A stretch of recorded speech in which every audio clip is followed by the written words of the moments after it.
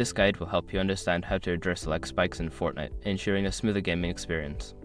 Follow these steps to optimize your settings and improve performance. Step 1. Check your internet connection. Ensure that your internet connection is stable and fast enough for online gaming. Use a wired connection if possible, as it tends to be more reliable than Wi-Fi. Step 2. Adjust in-game settings.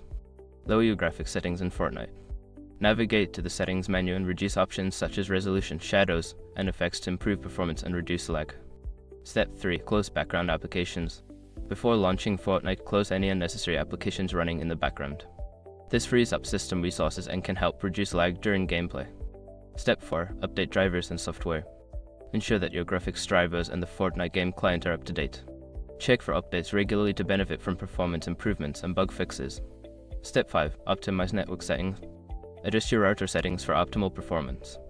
This may include enabling quality of service QoS to prioritize gaming traffic or changing your DNS settings for faster connection speeds. By following these steps, you can minimize lag spikes and enhance your Fortnite gaming experience. Enjoy your game.